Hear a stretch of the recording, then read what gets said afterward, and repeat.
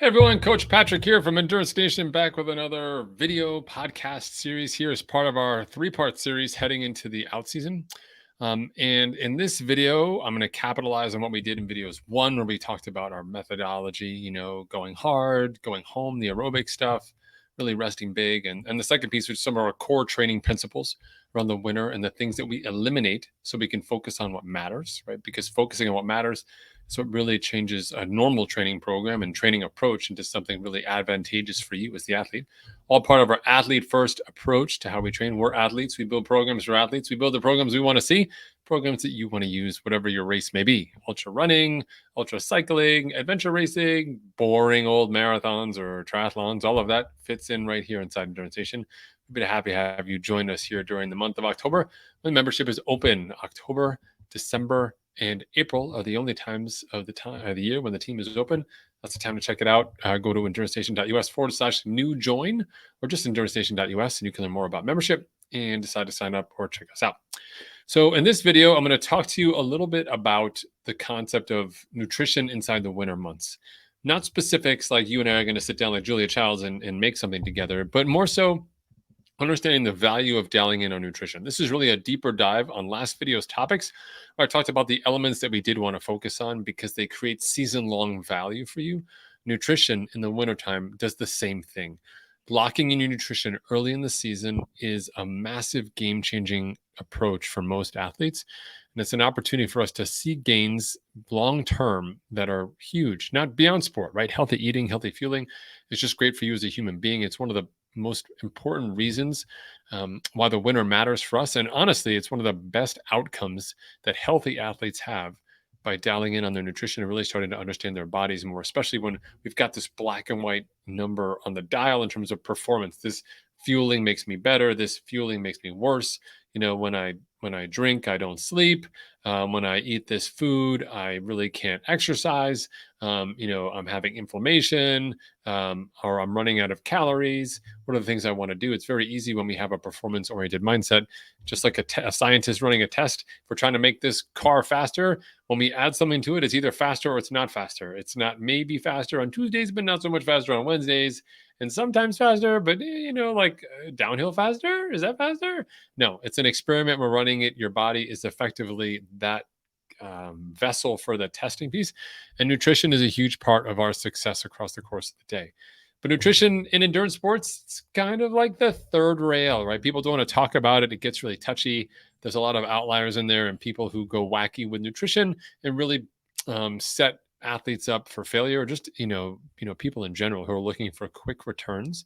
That's not how we work inside Endurance Nation. We're trying to build a long-term relationship with you as athletes, as an athlete community here watching our videos, but also just understanding that healthy food choices benefit you across the board. So not just for something that matters around training, but all year round, right? Okay, so here we go. Let's talk a little bit about what a healthy nutritional practice looks like and sort of our benchmarks inside the team before I dive in more deeply. Number one, healthy nutrition program really just has you eating, consistent quality foods throughout the day. You should have access to these foods.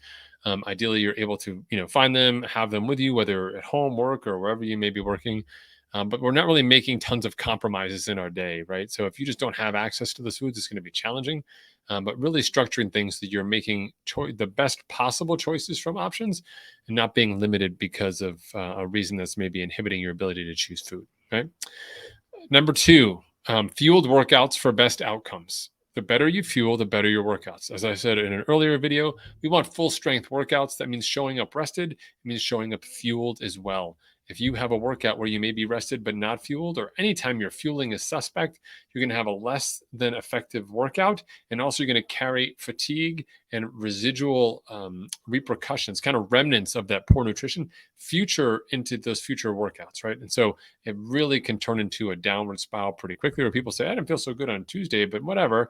Now I'm on Friday and I feel terrible. It's just that exponential decline because the lack of fueling has really caught up with you, right? Third part here, from a healthy nutritional practice, you have flexible options. So if something does come up, what are the options that you have? So you've built a system so you can manage those things. So for me, people laugh all the time, but like the center console of my car, it's got a couple snacks in it, some healthy snack choices. Because when hunger hits, and as my friends and family will tell you, it hits me quite often. um, I've got a good healthy choice there. If I don't have a choice, then I have to, stop somewhere and eat. Most places that you just stop somewhere and eat doesn't have a lot of good options for you. So, solve for those things and be flexible enough and prepared enough to take advantage of those moments and turn them into net positive moments, right? And not setbacks from a nutritional perspective. And then finally, it's easy to damage control, right? So, should something go wrong, something happen, you know how to fix it. So, if it's your plan, you built it, you know how to fix it. If I give you some sort of complex plan with many steps and requirements and photo logging and apps and whatever, and something goes wrong, you need to come back to me to fix it. This nutritional program at the outset, unsustainable because you're not in charge of it, you're not managing it. We do our best to set you up for success. All right. Are you ready? Let's dive into our steps for this healthy nutrition practice as we implement it in the winter with the Nurse Station. Step number one, like set your intention. Like, what is it you want to achieve, right?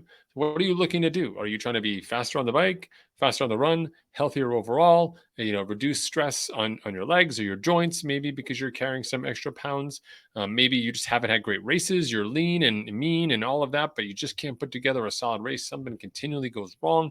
Once you get beyond 5 hours or 6 hours and you have to start using external carbohydrates and things start to fail from that perspective, what's going on?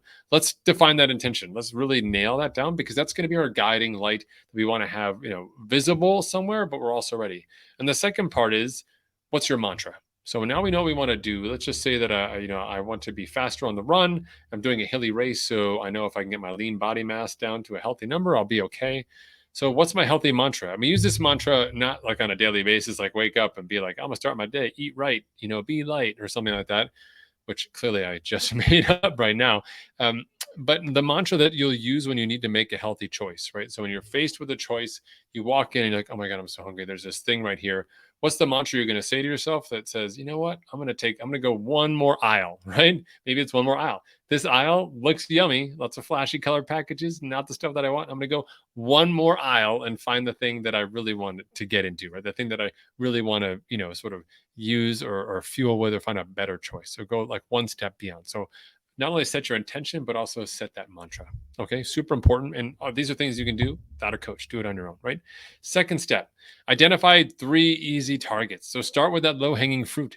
Like, what are the trouble areas? For me, I have a sweet tooth. So my trouble area really starts after about 8 p.m.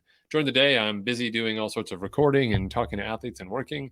But after hours, when things get quiet and I'm catching up on work or reading a book, it's very easy to just sort of go to the pantry and start munching on things that are brightly colored wrappers and super sweet and hit that happy center of my sugar oriented brain. So find those pieces of low hanging fruit and let's attack those. So maybe eliminate some of those things that are really easy or replace them.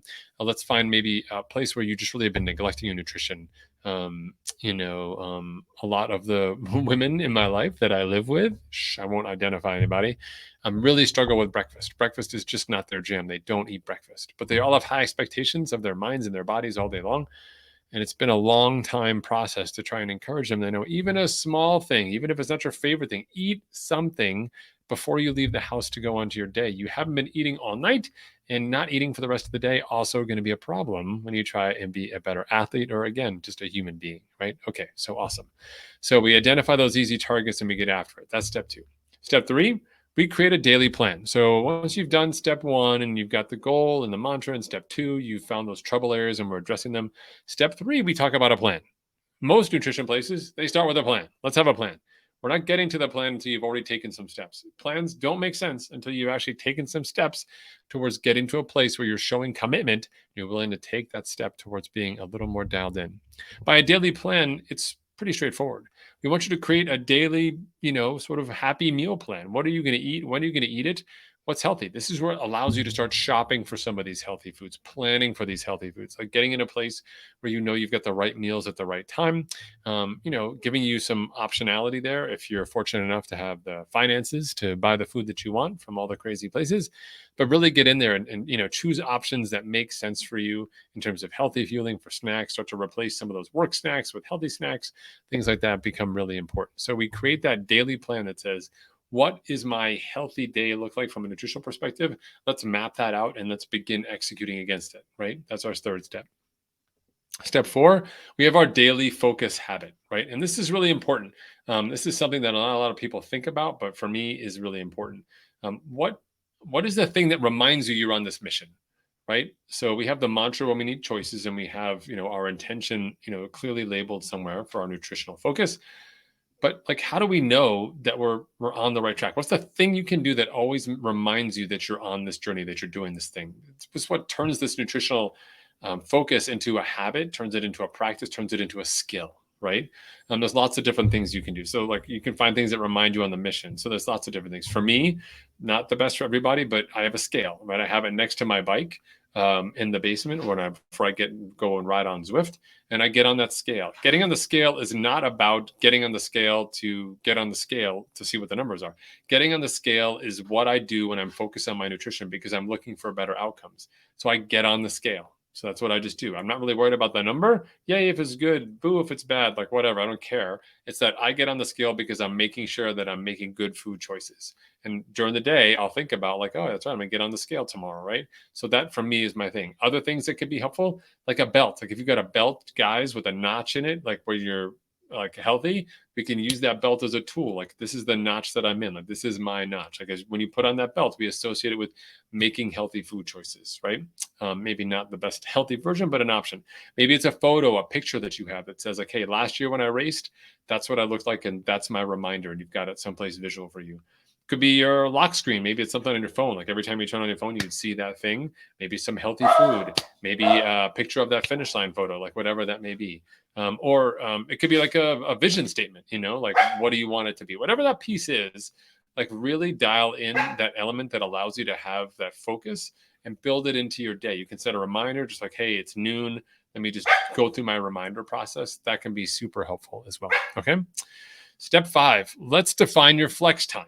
Right now, a lot of people love to start with this. They'll say, like, I'm doing this diet. When's your cheat day? Like, we don't do the cheat day until you started doing stuff that gives you a reason that maybe you want a cheat day. I don't like calling it a cheat day. I like calling it flex time instead, because when I think about what it means to be good with your nutrition, it's also being, you know, relaxed with yourself, giving yourself some grace. Understand that you're not going to hit it all gas every day. Like some days you're just going to have bad days, and that just happens, right? One of the ways we can deal with that is to plan for it. So give yourself times. Maybe you go out to dinner once a week, relax, like eat, drink, be merry, do the things. Be focused those other days because on Friday you get that meal, right? Or maybe it's a special treat or reward. Like, hey, you may not be going out this weekend, but maybe you go to a fancy supermarket and buy some super fancy dessert item. I don't know what that may be. Actually, in fact, please don't tell me what it is because I don't want to know what else exists out there. I'm really trying to stay focused right now. But turn it into something healthy where you can still have fun. You're not being restrictive in all environments. You can still be authentic to yourself, but be focused when you want to. So that focus, becomes something that we dial up when we want, and we can dial it down when we need to, and you can still be sort of a human being. So really create parameters for that flex time to happen and give yourself that break. For people who are just starting out, I'll often tell them like, hey, let's go Tuesday, Thursday, great days.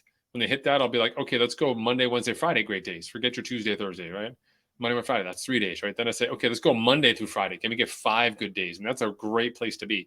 If Saturday and Sunday aren't great, but Monday through Friday are good, and it's usually easier that way because of work and scheduling and the way life sort of sorts itself out. Great. Only the most advanced people go to like 6 days, right? And I don't recommend 7 days because you're a human being and you should have some fun time and not always be super restrictive, have the ice cream or do the thing that you love or whatever it may be, right? And that's super important. Now, from the bonus option side, this is where Endurance Nation really gets to be effective. We don't want to do this alone. You want other people to go through this journey with people who, keep you on track, people who are supportive, people who will listen, people who understand, people who are making similar mistakes or maybe making different decisions that can be informative to you. Having a group of people who are also similarly focused is really powerful. And we do that in the out season by making sure that athletes who have similar focuses, whether it's by sport or by nutrition or just by overall fitness, are aligned so you can connect, share those lessons learned, and become better at managing all of those inputs so you get the better outcomes, right? And then also, we want to have professional support nearby. So you may have someone in your life who's like a nutritional expert. We have partners that we have discounts with who provide nutritional consults for our athletes as well. And many of our athletes have used those services as well, so you can get some recommendations. But if you do run into a roadblock, you're unable to solve something yourself, or by making a couple of changes, that you may get some advice from me or from the team, then having a professional resource available is really important. So you know that you've always got a fallback just in case, right? So, something for you to think about, like say you're doing rock climbing, you learn how to do the basics. When you're doing some real climbing, you got someone who's kind of spotting you. You got someone who's helping spot you nutritionally as well, maybe get you over that critical hump or help you solve this problem by looking at something different, or bringing a new level of experience to the equation. You've always got that opportunity, and you have that backup here inside Endurance Nation. All right. Okay, that's Coach Patrick here signing off from our third video in this three-part series, and really covering nutrition in the wintertime and the out season. Reminder, this is part of our membership drive. Every year we open up the team October, December, and April and let people join. Otherwise, you have to be on the wait list or know somebody for a referral. But the goal here is to really introduce more athletes to our athlete-first mentality, prioritizing your training, making you a smarter and stronger athlete, setting up for long-term success, and helping you tap into the 15 plus years of experience that we've built across this unique place that we call Endurance Nation. There's over 350 people on the team right now. Love to meet you, learn what your races are, and help you solve some of these challenges that you're facing as you look towards building a fantastic year. If you've got questions, you can hit us up on Facebook or visit us at endurancenation.us or endurancenation.us/new join, all one word. And you'll be able to use the chat bot there to ask us away, and we'll get back to you as soon as possible. All right. Hope you enjoyed this video. Hope you share it, pass it on to a friend who maybe needs to hear some of this common sense advice around structuring your approach to nutrition. Take care. I'll talk to you soon.